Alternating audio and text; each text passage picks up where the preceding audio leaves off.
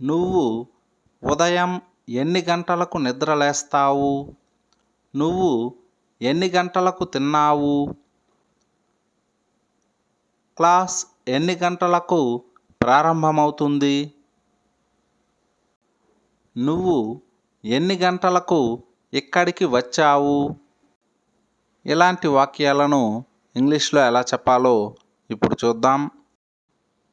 దీనికి గాను మనం ఎట్ వాట్ టైంను ఉపయోగిస్తాం. ఎన్ని గంటలకు లేదా ఏ సమయానికి అని అడగడానికి ఎట్ వాట్ టైంను ఉపయోగిస్తాం. సెంటెన్స్ స్ట్రక్చర్ ఏమంటే at what time plus helping verb plus subject plus verb plus other words.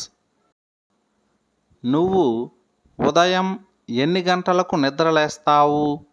నువ్వు ఉదయం ఎన్ని గంటలకు నిద్రలేస్తావు?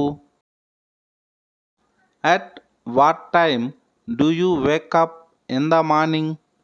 At what time do you wake up in the morning? మీ నాన్న రాత్రి ఎన్ని గంటలకు నిద్రపోతాడు? మీ నాన్న రాత్రి ఎన్ని గంటలకు నిద్రపోతాడు? At what time does your father sleep at night? At what time does your father sleep at night? నువ్వు ఎన్ని గంటలకు తిన్నావు? నువ్వు ఎన్ని గంటలకు తిన్నావు?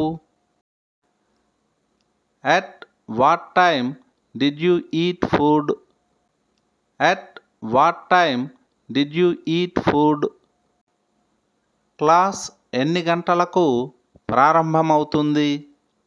క్లాస్ ఎన్ని గంటలకు ప్రారంభమవుతుంది?